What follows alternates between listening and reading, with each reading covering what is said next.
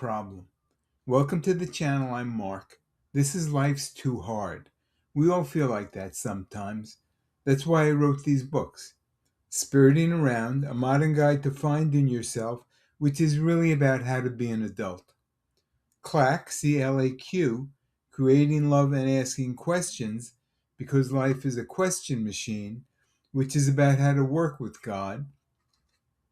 And Self-Respect, the solution to unsolvable problems, which is about how to keep a fair balance between yourself and creation. These books are available as ebooks online or can be ordered at your local bookstore. I'm going to read to you from them, starting with Spiriting Around. Don't worry you'll miss something. It's easy to jump around. And you may disagree, but that's okay. I don't mean to challenge you. I'm just asking you to think for yourself. Here we go. And this is a continuation of the section on conflicts and controversies. And here we start with identity. It's who you think you are. It's where you think you should be. It's how you interpret right and wrong. It's not what others think of you. It's how you describe yourself. It's the limitless consciousness and presence of mind that constantly keeps you company. You have a pronoun identity that reinforces your conscious presence in the world. Remember, you're always an extension of God's wholeness. So when you say you to someone in a conversation, ask your mind if you're not really talking about yourself. It's amazing how easily your thoughts seem directed at yourself. When you talk to someone about a third person and use the pronoun he or she, you may subconsciously be talking about the very person you're talking to. And they may be talking about you when they're talking about someone else the same way. Likewise, when you use the pronoun they, talking about other people, it's a wonder how readily your thoughts apply to you and the person you're talking to. It's because even though you see life from your own perspective, consciousness is reflective, and you see yourself in others because consciousness is unified. So the way you use pronouns is a snapshot of your psyche. It's a way to understand yourself better by seeing what your subconscious believes. And you can see how it works in others too. In your thoughts, do you call yourself I, you, or he or she? I is your self-conscious ego. You is the reality of yourself relating to your conscious mind. And when you use the third person, he or she, you separate yourself from your personality and see yourself as a spectator would. It's important because your identity is the start of every moment in your life. It's the core of your emotional self.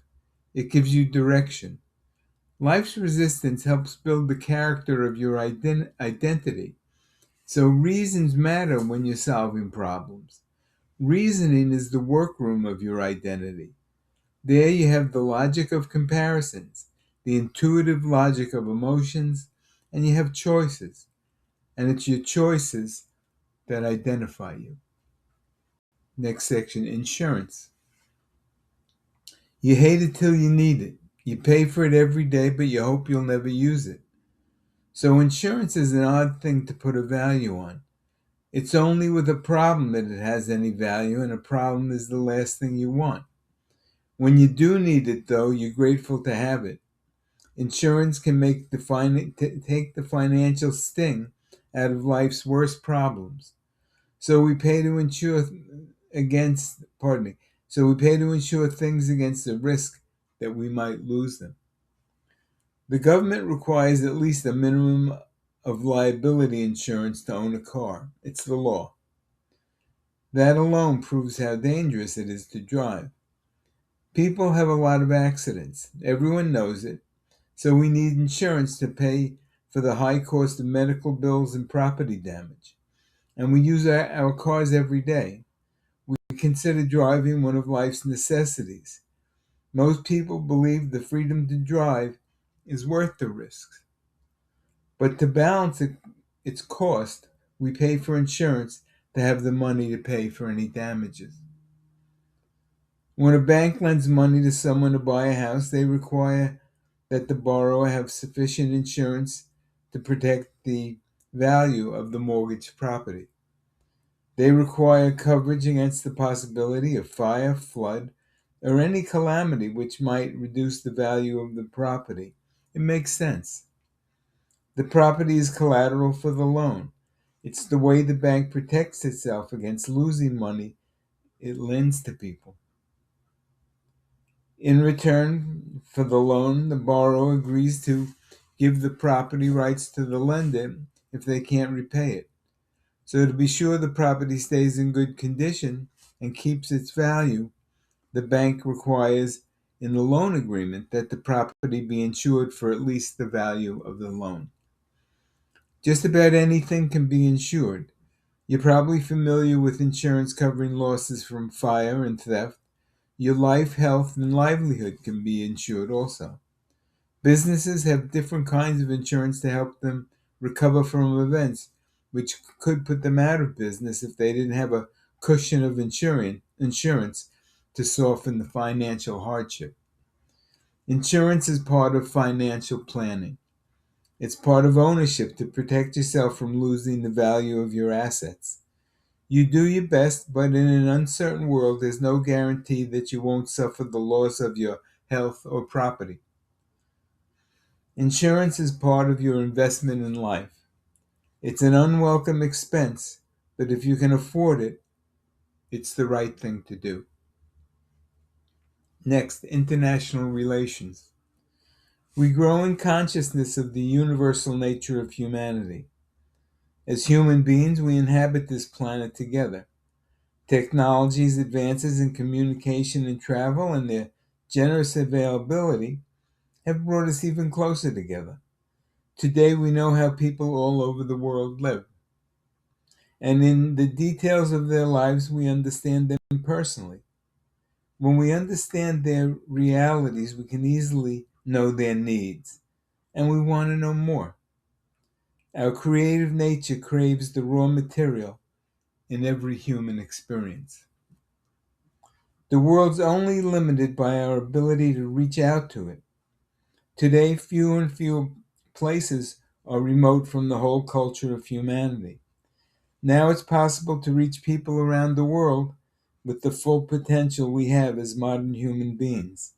And it's natural for us to want to live together and benefit as a world community.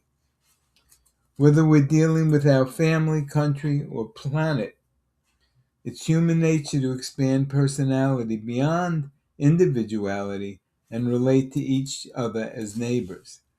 But in any relation, it's inevitable we'll draw personal borders where we feel most comfortable. Likewise, successful international relations are a measure of cultural comfort zones. Relations prosper when consideration replaces ignorance and a balance of cultural respect. The ability for the world to live in the same peaceful environment as a loving family, with all its conflicts and personalities, is the challenge. But what's most important is to believe it's possible. That's a good place to stop for now. Thanks for spending some time with me. I hope you found it worthwhile. I hope you were intrigued and inspired. I enjoy sharing what I spent my whole life learning. Now I pass it along to you so you can make your life easier. I appreciate your comments and suggestions. Remember to subscribe. Hope to see you all next time. All the best.